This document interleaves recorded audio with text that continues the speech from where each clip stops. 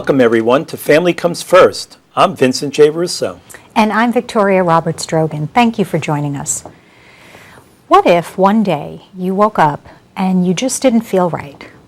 Maybe you shrug it off and life goes on, but gradually you realize that you're not getting any better. Something is wrong, but you don't know what it is. Today, we will meet a young man who is facing the challenge of his life, yet he is living each moment to the fullest, as failure is not an option for him. In a moment, we'll have the privilege of sitting with Jason De Silva, along with our experts from the National MS Society and your law firm, Vincent. We will provide you with resources on what you can do if MS strikes you or your family. And now let's take a look at Jason's inspiring story. As a kid, I discovered filmmaking. This was me 5 years ago, making documentary films and traveling the world. And then I was diagnosed with multiple sclerosis. Probably around 2004, I realized something was wrong. I was walking off balance and really having trouble going up and down the subway stairs. And then it just kept on getting worse. So within the next year, that's when I went to a doctor who put me to a neurologist and said that I have multiple sclerosis. She really helped me a lot, actually. It was good. You know, she helped me and she didn't help me. She was being like the mother and really just kind of like kept me in check, realistically, mentally with what I was going through. But at other times always she was there to support me. And even my grandmother sent me, she's like an Advent Catholic, so she sent me to Lourdes to get healed as well. So she did everything she could. So it took like a good year and a half before I decided to turn the camera on myself. Mm-hmm. And it was more than anything, it was a lesson for me to see myself on camera and to confront what I'm going through. It wasn't meant for other people at the beginning. Then I realized what impact it could have on other people going through what I'm going through, or really anybody involved in a triumph over tragedy type of thing.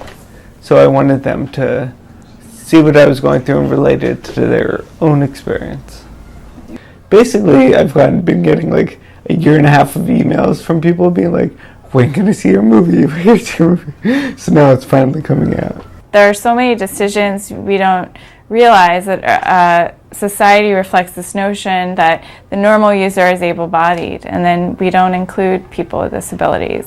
I think it's like archaic notions that, like, for whatever reason you have a disability or you're at home, you're sick, you can't go out, and it's just not the case. I mean, it's a really easy way in if it's from my point of view, because people can relate to like a single protagonist living his life and making the film. That's like a really great way in.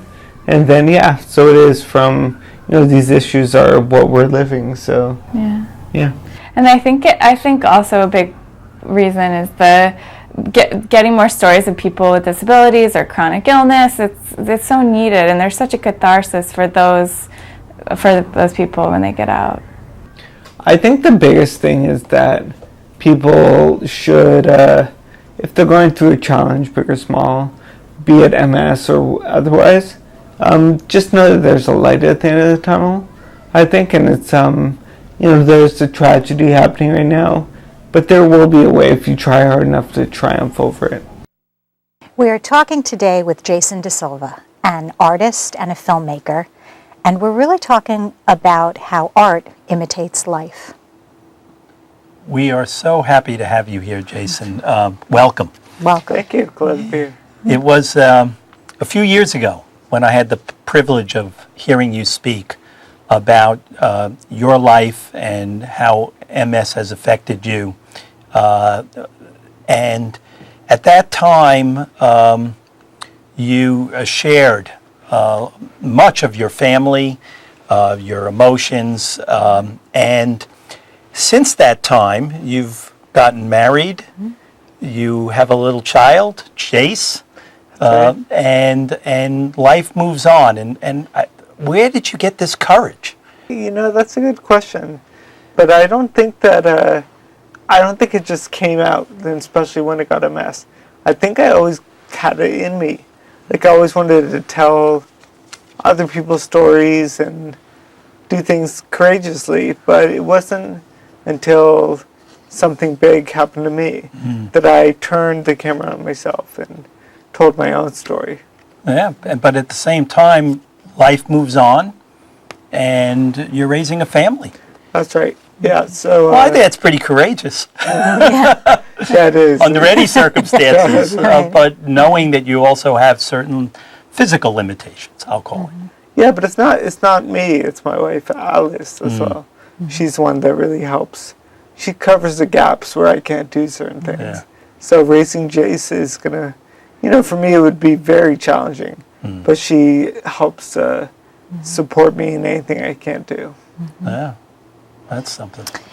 You had spoken about your own mom. Now as a parent, I think when we become parents, we look at our parents a little bit differently. But you had spoken about your mom when you were first diagnosed, and even before you were diagnosed. And one thing really stood out. You said she helped you and she didn't, because she wanted you to really do whatever you could. Yeah, that's right. Yeah, so she's the best way to describe her is she's got that tough love personality. Yeah. So she's always been like this. It's no different now that I have MS.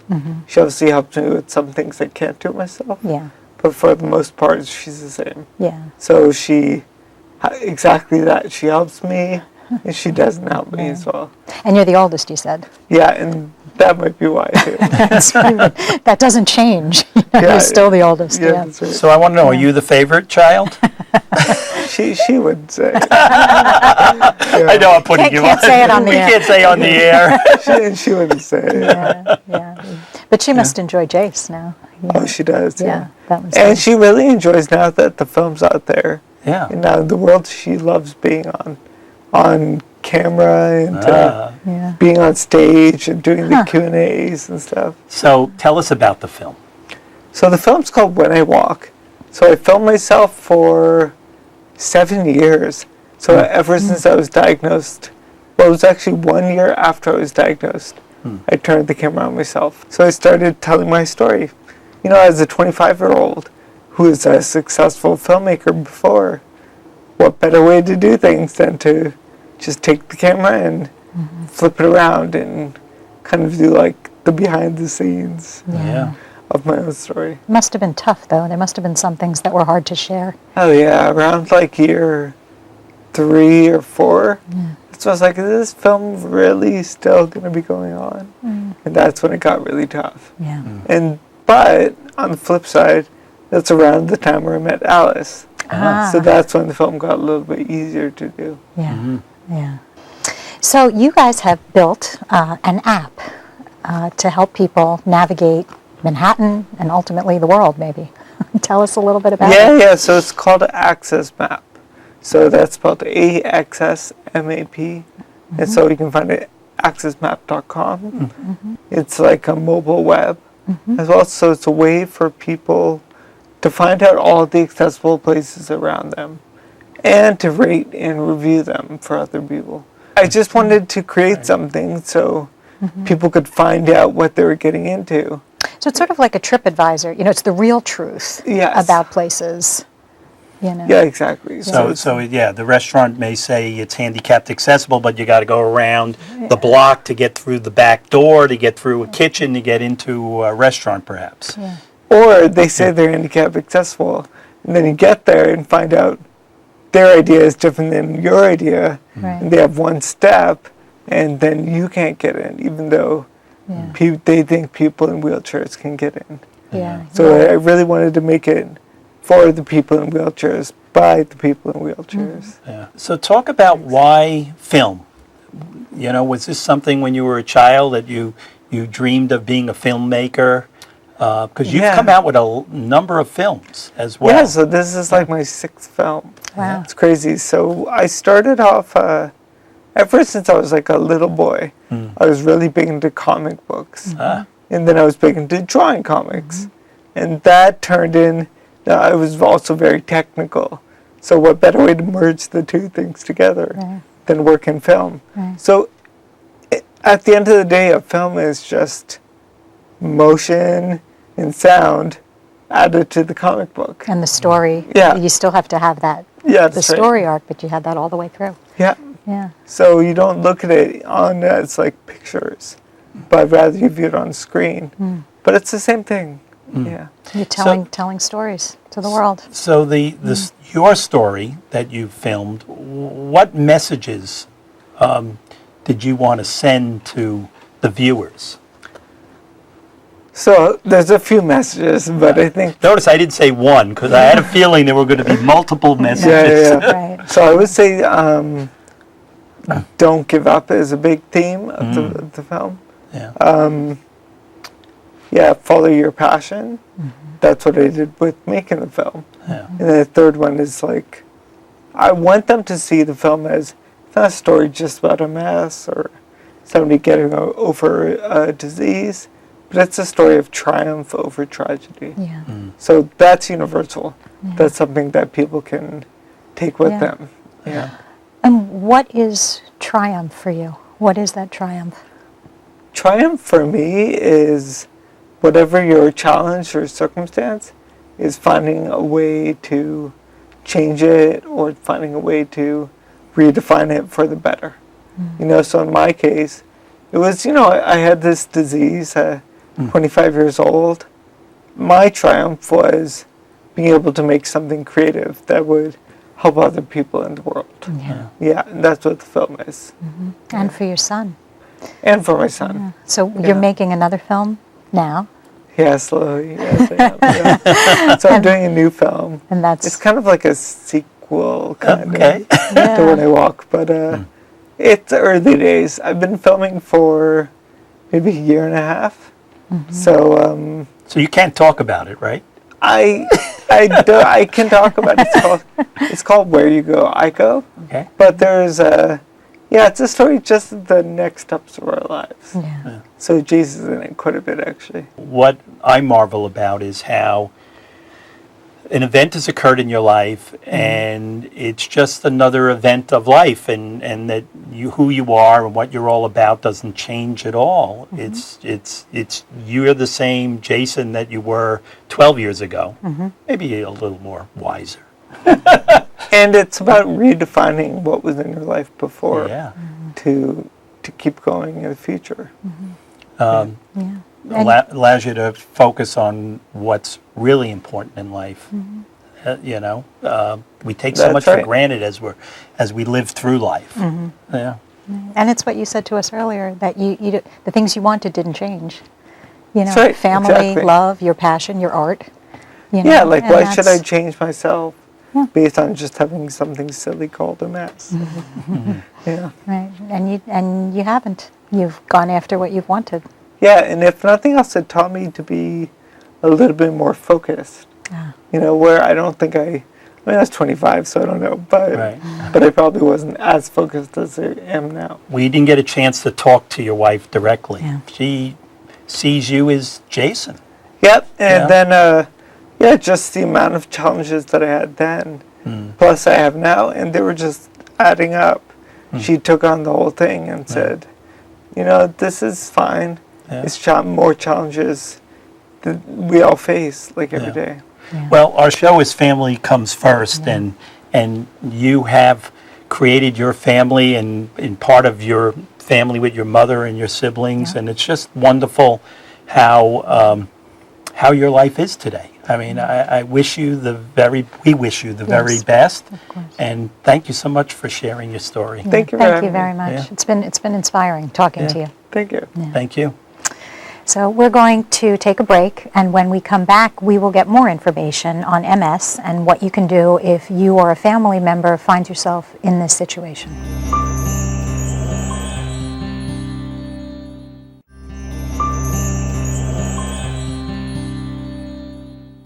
Jason is really a remarkable man, Vincent. And there are many out there who are also struggling with MS. Joining us today are some experts to help us navigate some of the issues associated with this disease. We welcome Deborah Carriotto, president of the National MS Society Long Island chapter, and my law partner, Frank Bequicchio. Welcome. Thank you. Welcome to you both. Thanks. Thank Thanks you. for having us. So, Deborah, I want to start with you, and we know that Jason was 25 when he first started manifesting symptoms. He experienced weakness, balance, but it wasn't until almost a year later when he fell down a flight of stairs that his mother insisted that he go to the doctor and be diagnosed. And after that, it took only a week for the diagnosis to come back. Is that the typical pattern that you see? What happens when someone starts developing symptoms? Unfortunately, that pattern is typical. People have a variety of symptoms that they experience, and it's very, very difficult to diagnose MS completely. People will experience... Deborah, because for our viewers, what is MS? Sure. Let's talk about that first, Okay. maybe. MS is multiple sclerosis, and it is a disease of the central nervous system.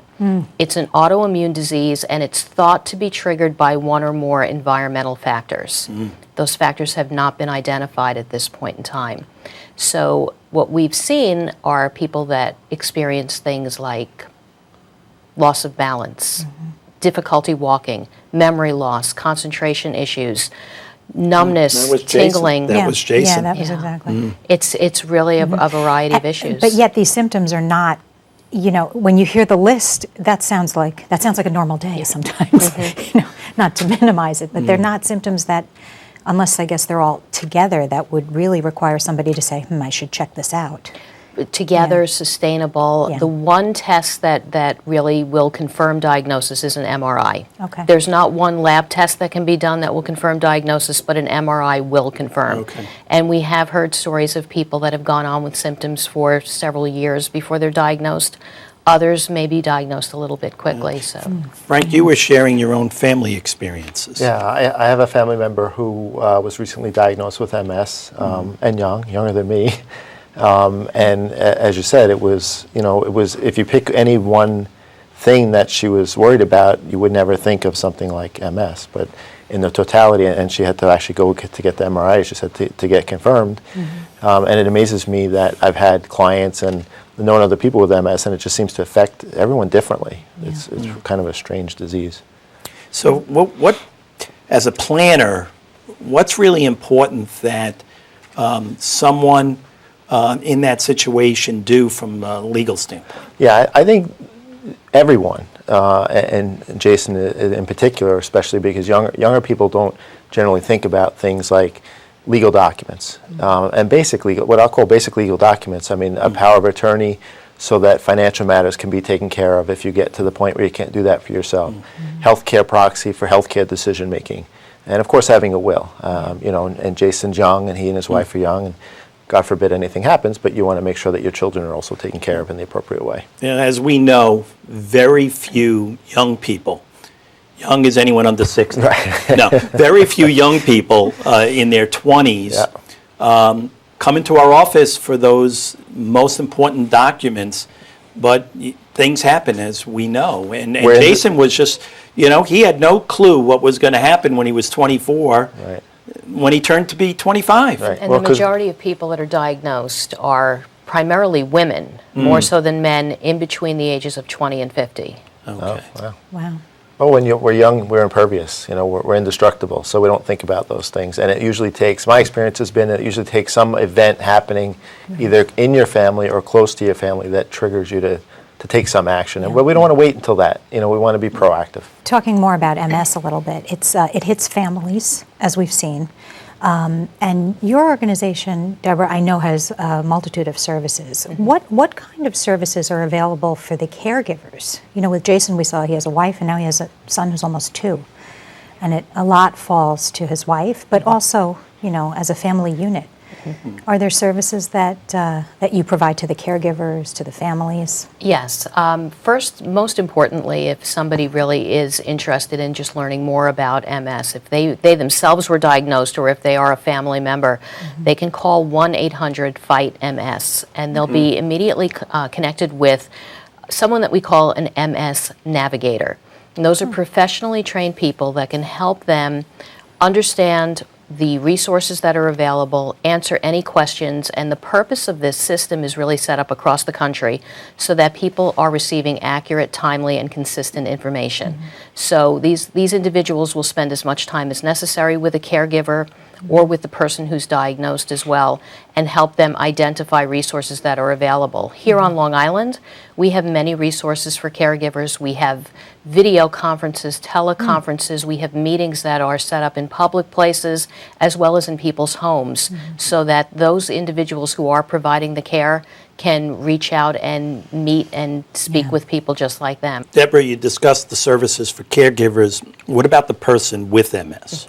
So for the person that is living with MS, again, the call center is really an important resource for them.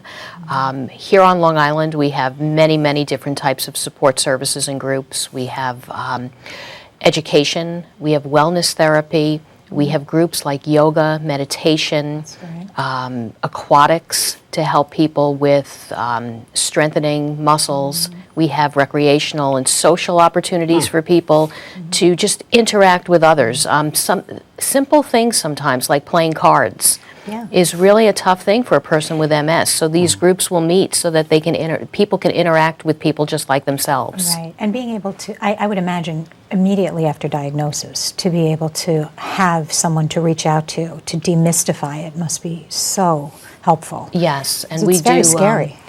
We do new patient orientation several times a year, where we have a neurologist as well as somebody who's currently living with MS meet with the newly diagnosed and talk to them about what to expect, how their life has changed or not changing because of their situation. I'm curious, you said wellness therapy. What is that? Wellness therapy is really a way of people just engaging with others, maybe mentally, socially, as well as physically, to stay attached to their daily life. The That aquatics they're program. not alone, Right. and that life goes on, and Yes, they need yes. to live life Yes, to and the fullest. they find what works for them. Meditation may be something that works really well for one person. Others might want more of a physical therapy type of a situation, which is found to work very well for people. Sure. So Frank, once, we've identified some of these services, how do families or individuals pay for this? Well, I would say there's probably one of three ways. Out of pocket, of course, is one option. Most people would like to avoid that if possible. Or may not be able to Or afford can't it. afford it, right? Long-term care insurance, if the person had the wherewithal and the ability to purchase long-term care insurance, obviously before the illness. So we're going to look to the Medicaid program most likely. But there we're looking at very strict eligibility rules. So, and there are a couple of different types of program. Somebody like Jason, who's living in the community, thankfully would apply, of course, for community Medicaid if appropriate. But again, we'd have to look at the eligibility rules because the application process is pretty strict.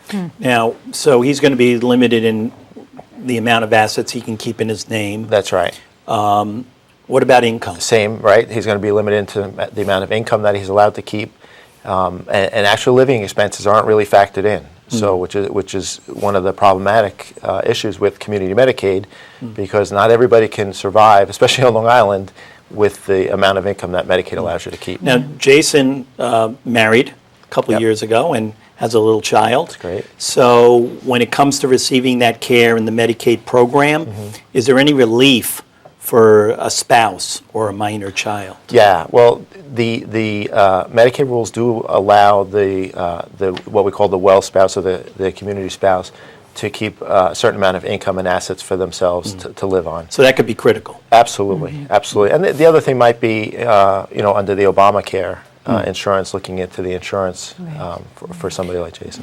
So Deborah, how does the MS Society raise funds? How do they raise money, and what do you use it for? Sure. So we really rely on donor support, primarily donor support, corporate partnerships, some foundation support, but most of our money is raised through special events.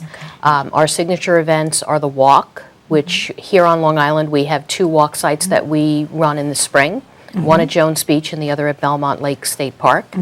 Please support your chapter and the National MS Society. Very quickly, what are you doing with the money? Research, in addition to all the services? Program services research. Research aimed at reversing or improving the quality of life that people are currently living with, stopping the destruction that's caused by MS, and then eventually finding a cure. We cannot thank you and your organization enough for all that you're doing, and thank you, Frank, for your input on the legal side. Thank you. This is very helpful, I think, to our viewers. Great. And thank you for being with us Thank today. you. Thank you for having us. Thanks. And now we turn to Father Tony Staganelli for a spiritual reflection.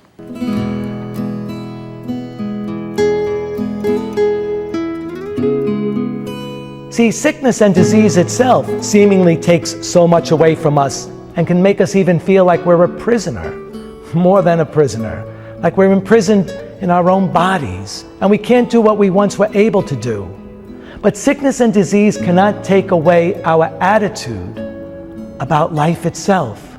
We're free to choose our attitude. Will we see life as a victory, worthy of celebration?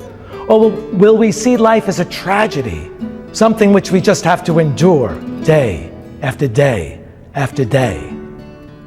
Beautiful testimony of Jason De Silva as he presents himself to us as a wonderful model of someone who is able to embrace that attitude of joy and hope in the midst of his own chronic illness of dealing with multiple sclerosis. And there he is, telling us that he has chosen an attitude of joy to celebrate the victory and to inspire others in their sicknesses, in their struggles with life, to likewise embrace life as a victory. As he told us, if people are going through a drudgery, I want them to believe that there is light at the end of the tunnel. That power to embrace such an attitude is a grace. We need to pray for that grace in our lives, that we can embrace life as a victory. Well, we've certainly been inspired by Jason today. He has shown us that being struck with an illness doesn't mean that it has to be the end of living how you want or doing what you love. That's right. He's a wonderful example of living the life you were given to the absolute fullest. Absolutely. For a list of resources, legal services, please visit Vincent's law firm. The website is vjrussolaw.com. Thank you. And we should all have the bravery to go out and do what we love, no matter the obstacles. Thanks to all our viewers for joining us. And remember, family truly does come first.